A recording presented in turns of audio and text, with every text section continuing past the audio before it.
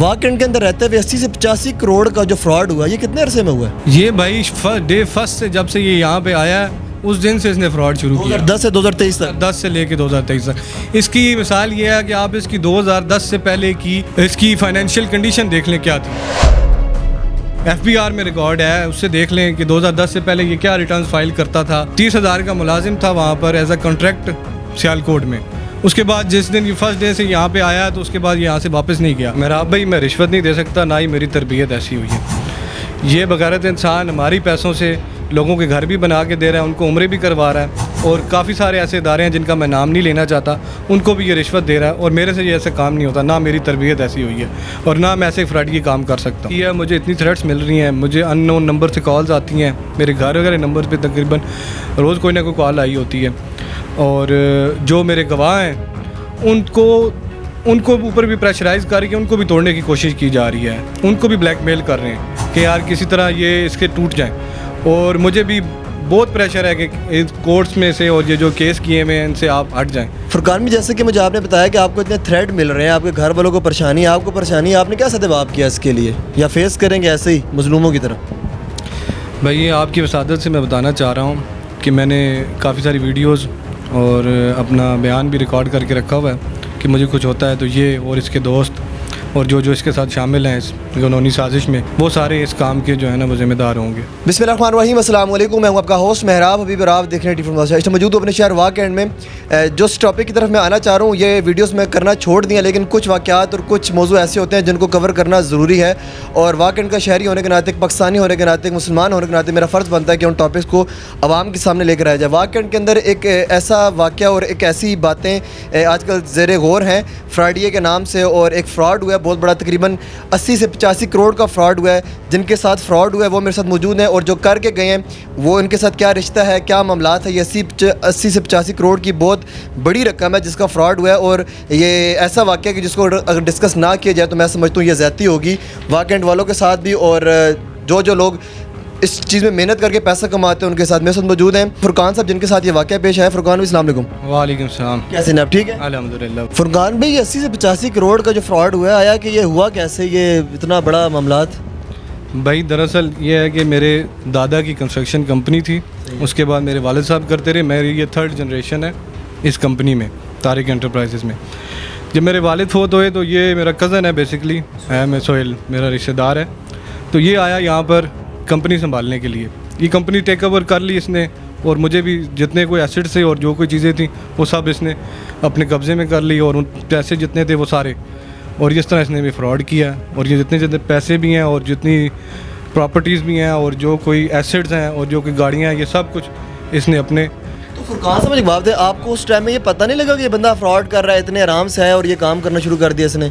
आप भी बच्चे तो नहीं थे बिल्कुल? मैं उस टाइम माइनर था, छोटा था जिस टाइम मेरे वालिद होते, मेरी वालिदा ने इनके हवाले कर दिया जो कुछ भी था ना। तो ये सब गेम थी चूँकि वो आपके फूफो के बेटे थे। फूफो के बेटे थे, और इन्होंने आके कहा जी हम कुछ सब कुछ टेक ओवर कर लेते हैं। तो मैं छोटा था, मेरी सिस्टर्स हैं और वालिदा हैं, मैं अकेला ही हूँ, अपने वालिद का एक ही बेटा हूँ। तो इन्होंने टेक ओवर किया सारा कुछ, इन्होंने कहा जी मैं संभाल लूँगा सब। लेकिन हमें ट्रस्ट बेस पे ही था, भाई थे, हमने भाइयों की तरह इसको रखा हुआ था। जिधर ये कहता था हम साइन कर देते थे, जो डॉक्यूमेंट कहता था हम साइन कर देते थे, जैसे ये कहता था हम वैसे चलते थे। हमने अपने भाइयों से बढ़कर इसको जो है ना जगह दी है, लेकिन इसने हमारे साथ ही याद कर दिया। तो आपको पता लगा कि ये फ्रॉड वाला सिलसिला चल रहा है? मेरा भाई 2010 से ये बंदा स्कैम कर रहा है हमारे साथ, लेकिन हमें इस चीज़ का आइडिया नहीं था, क्योंकि मैं बिल्कुल ही इनके जैसा ये कहते थे वैसे ही करता रहा हूँ। अपना बड़ा भाई समझ के इनको हर जगह पे सपोर्ट भी किया है, जैसे इन्होंने कहा वैसे ही चलता रहा हूँ। तो अभी कुछ अर्सा पहले जब मेरी वालिदा की डेथ हुई 2022 में अगस्त में, उसके बाद से इनके को तेवर बदलने लग गए हर चीज़ में, हर मामलात में। तो मैंने कुछ मामलात थे वो इनसे डिस्कस किए, लेकिन इन्होंने भागने की कोशिश की, जैसे जान छुड़ाता है। इन्होंने प्री प्लानिंग की हुई थी, एक अलग कंपनी बनाई टेक्सन्स के नाम से, उस पर मुझे उसका पता नहीं लगने दिया, और आस्ता आस्ता जो चीज़ें थी मेरे वालिद की और मेरी कंपनी के जो एसेट्स थे वो ट्रांसफ़र कराना शुरू कर दिए, बैंक से पैसे निकलवाना शुरू कर दिए। और जब पे इन चीज़ों पे मैंने इनको रोका कि यार इधर से चीज़ें ना निकालें, तो फिर इन्होंने रातों रात सारी चीज़ें उठाई और वहाँ से रफू चक्कर हो गए। और फिर जब मुझे बाद में पता चला कि जी अकाउंट्स में से इन्होंने पैसे निकलवाए हैं और वो अपने अकाउंट में ट्रांसफ़र किए हैं, पर्सनल अकाउंट में। उस टाइम आपने उस टाइम मुझे नहीं पता था कि ये मेरे अकाउंट से पैसे निकले हैं, क्योंकि हमने इसको साइनिंग अथॉरिटी भी हमने इसको दी हुई थी कि यार भाई है, तो ये शुरू में मैं उस टाइम ऑल एंड ऑल वो था।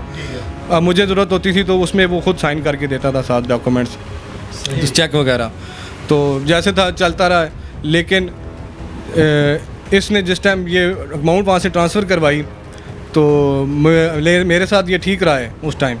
मुझे तो बाद में जब पता लगा, जब मैं बैंक गया कि जी इस तरह मुझे स्टेटमेंट दें, मुझे पहले स्टेटमेंट भी ना मिली, काफ़ी मसले मसाइल हुए, लेकिन अल्लाह किया कि वो स्टेटमेंट जब मिली और रिकॉर्ड मिला तो वो पैसे इसके अकाउंट में ट्रांसफ़र हुए हुए, और उस पर उसके बाद से ये भागा हुआ है। मेरे कानूनी राह आपने कब इख्तियार की? कानून उसके बाद फिर जब मुझे इन चीज़ों का पता लगा तो जब मैंने इसको कहा कि जी इन चीज़ों का हिसाब दें, तो ये उस पर नहीं आया मेरे पास, ना मेरे साथ बैठा है, ना मुझे कोई हिसाब दिया है।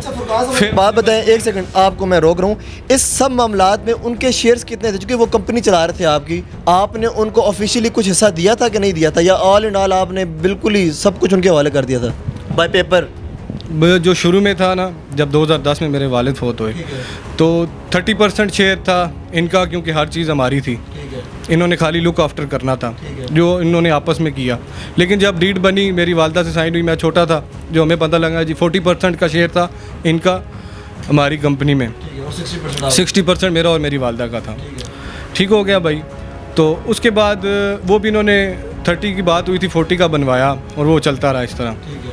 तो जब मेरी वालदा फौत हुई उसके बाद एक नई डीड बनवाई जिस पे इन्होंने कमिट किया 2 करोड़ रुपया कि मैं तुम्हारी सिस्टर्स को दूंगा, उनका 10% शेयर इन्होंने अपने नाम पे करवाया, मतलब 40 से ये 50 पे चले गए और 50 मेरा हो गया शेयर, 50-50 का हमारा शेयर हो गया पार्टनरशिप डीड पे एग्रीमेंट जो 2022 का वालदा के बाद हुआ, और 2022 के बाद वो 50-50 का चल रहा। लेकिन इन्होंने 2010 से ऑडिट ही नहीं करवाया, और उसके बाद अभी मैंने दावा किया हुआ है ऑडिट का लिए भी और अपने रिकवरी के लिए भी। पुलिस ने आपका साथ दिया? पुलिस में भी मैंने एप्लीकेशन दी। मैं ये देख रहा हूँ अगेन, ये बहुत सारी फाइलें आपके साथ मौजूद है जिसके अंदर समन भी लगे हुए हैं, आई थिंक ये बैंक स्टेटमेंट्स भी काफ़ी सारी मौजूद हैं, अदालती हुकूमती बड़े सारे पेपर, ये 2 फाइलें भरी पड़ी हैं यहाँ पर, मतलब सारे सबूत आपके साथ मौजूद हैं, लीगल डॉक्यूमेंट्स और सारे सबूत मेरे पास मौजूद हैं। अगर कोई देखना चाहे तो मैं उसको लाजमी दिखाऊंगा। ये अदालत पुलिस में मैंने दी हुई है एप्लीकेशन, टोकन भी आई थिंक जारी है, टोकन भी लगा हुआ है, नंबर बावजूद कोई पुलिस की तरफ से बावजूद कोई कार्रवाई नहीं हुई इस पर,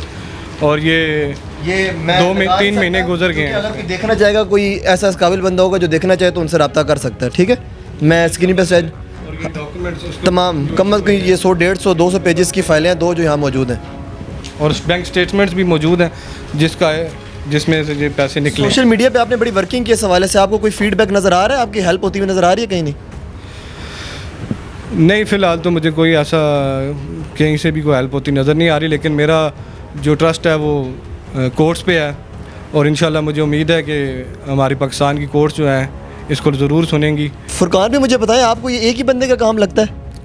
नहीं भाई, मेन तो ये है, लेकिन इसके साथ डिपार्टमेंट में भी कुछ ब्लैक शीप्स हैं जो इसके साथ शामिल हैं, जिनको इसने अपना पार्टनर भी बनाया हुआ है, और डिपार्टमेंट में मैं ये डॉक्यूमेंट्स भी सारे लेके गया हूँ, और उनको लीगली जाके मैंने अपील भी की है लीगल कि जाके कि मुझे इंसाफ दें और मुझे मेरे सुना जाए, और मुझे मेरा जो काम है उस पर एक्सेस दें, लेकिन उन्होंने मुझे वहाँ भी एक्सेस नहीं दी और मेरी वहाँ सुनवाई नहीं हुई। कोई और अपील भी करना चाहते हैं तो कर सकते हैं आप।